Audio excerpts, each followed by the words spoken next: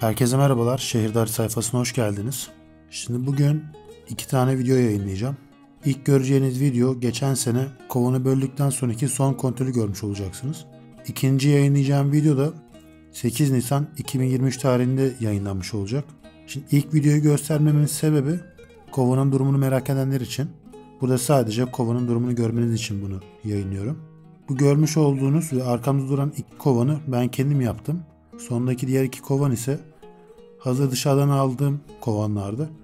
Bu kovanları yapma sebebim de Avrupa standartlarına uygun ölçüdeki bir kovan yapmaktı. Çünkü ilk aldığım kovan hariç diğer kovanı hiç beğenmedim. Arıcı arkadaşlarım kovanlarını gördükten sonra kovan almaktan vazgeçtim ve arılarımı çoğaltacağım için bölme yapmak istediğim kovanları kendim yapmak istedim.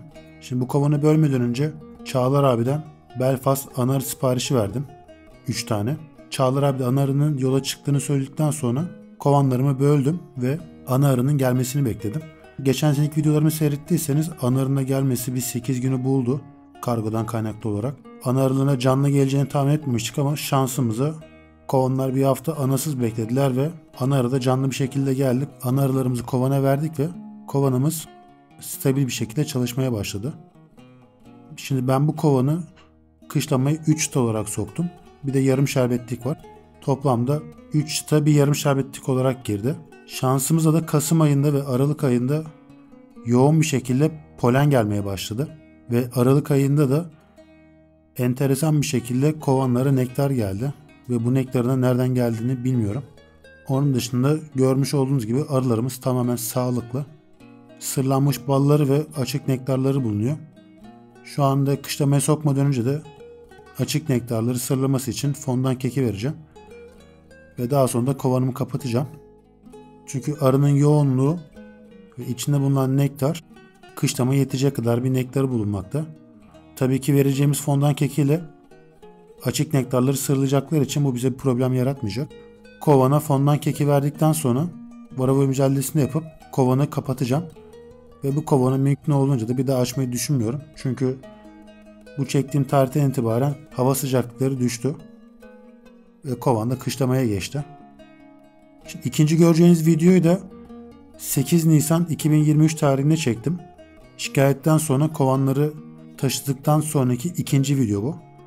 İlk videoyu telefonun şarjı bittiği için bunun videosunu çekemedim. Biraz arı yoğunluğu az olduğu için zaten bir işlem yapmadım. Şimdi bu videonun konsepti de şu şekilde olacak. Şimdi yeni kovan alan arıcı arkadaşlar için bu videoyu hazırlayacağım. Şimdi bu kovanı yeni aldığımızı düşünün. 5 çıtalı bir arı aldık. Ve bu kovanla ilgili ne yapacağımızı bilmiyoruz. İlk açılışta neler yapmamız lazım? Kovanı ilk açarken nelere dikkat etmemiz lazım?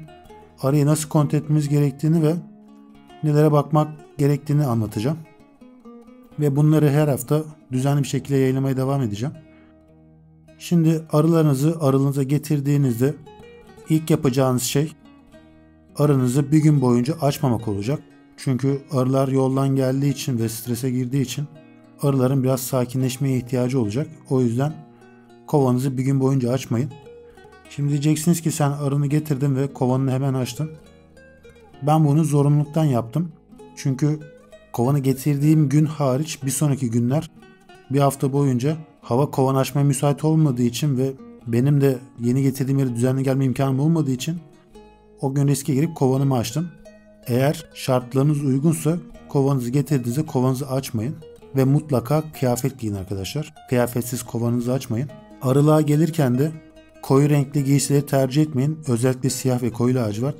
Çünkü bu iki rengi arılar çok fazla saldırıyor. Eğer arınızda uysal bir ırk arı değilse ve melezse bu iki rengi çok ciddi bir şekilde saldıracaklardır. O yüzden açık tondaki renkleri giymeyi tercih edin. Ve dediğim gibi kıyafeti kullanın. İkinci olarak da arılığa geldiğinizde üstünüze parfüm ve türevleri, kokuları sürmeyin. Siz güzel de koksanız, kötü de koksanız bunlara aşırı tepki verebiliyorlar. Özellikle melez arılar için bu çok geçerli. Çünkü melez arılar siz ne yaparsanız yapın kovanı açtığınızda üstünüze hücum edecektir. Bu size bir zarar vermeyebilir ama uzun süreli kontrollerde canınızı çok sıkan bir durum. Ben çünkü geçen sene böyle bir durum yaşadım. Özellikle bu durumu yaşamanızı hiç tavsiye etmem. Ben 2 sene önce bu durumu yaşadım. Melez bir karnıyolları geldi bana. Yani insanı arıcılıktan soğutur. Öyle bir arıydı. Sonra ana arısını değiştirerek bu kovanı tekrardan Belfast'a çevirdim. Şimdi kovanınızı açtığınızda İlk yapmanız gereken şey kovanda kapalı yavrunuz var mı? Bal miktarınız var mı? Ve görebilirseniz ana arıya bakmak olsun. Gözleriniz alışık değilse ilk etapta ana arıyı görmeniz zor olacaktır. O yüzden arınızı açtığınızda ana arıyı görmek için çabalamayın.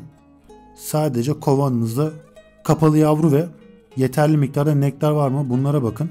Çünkü şu an sizin en önemli ihtiyacınız arılarınızın beslenmesi. O yüzden kontrolünüzü yaparken önceliğiniz nektar olsun. Görebilirseniz de ana arıya bakın. Şimdi ben kovanımı kontrol ederken bana biraz rahat çalışma alanı sağlaması için yarım şerbetliğimi kenara alacağım. Zaten altı boş. Çıtalarınızı çıkartmadan önce bir tane benim gibi mengene tarzı bir çıta ayırmak için herhangi bir aparat kullanabilirsiniz. İlla benim elimdekini baz almayın. Bu ayırma aletlerinin bir sürü çeşidi var. Hangisi sizin kolayınıza geliyorsa onu tercih edin. Bu benim kullandığım, benim daha çok işime yaradığı için ve bana daha rahat geldiği için ben bunu kullanıyorum. Ve kovanlarınızı açarken çıtaları zorlamayın. Çıtaları gördüğünüz gibi propolisden ayırın, yoksa o çıtaları çıkartamazsınız. Kovanınız yerinizden kalkar ama çıta yerinden çıkmaz. Zaten çıtayı da çektiğinizde bir anda çıkarsa arıları huzursuz edeceksiniz. Bu işte de arılarınız ne kadar mutluysa ve arılarınız ne kadar huzurluysa o kadar fazla bal alacaksınız. O yüzden kovanızı açarken dikkatli, yavaş ve arıya zarar vermeden açın arkadaşlar. Şimdi ilk çıtayı çıkarttığımda burada herhangi bir nektar olmadığını gördüm. Sadece biraz arı yoğunluğu var. Zaten bugünkü yapacağım kontrol hava sıcaklığı biraz düşük olduğu için detaylı olmayacak. Hızlı bir şekilde bir kontrol gerçekleştireceğim. İkinci çıtamda da çok az bir nektar var ve bu çıtamda kapalı yavru var. Ana arıyı kovanda göremedim. Üçüncü çıtamda da aynı şekilde kapalı yavru ve çok az miktarda nektar bulunuyor. Bir de kovanlarınızı açarken mümkün olduğunca yavaş bir şekilde açın.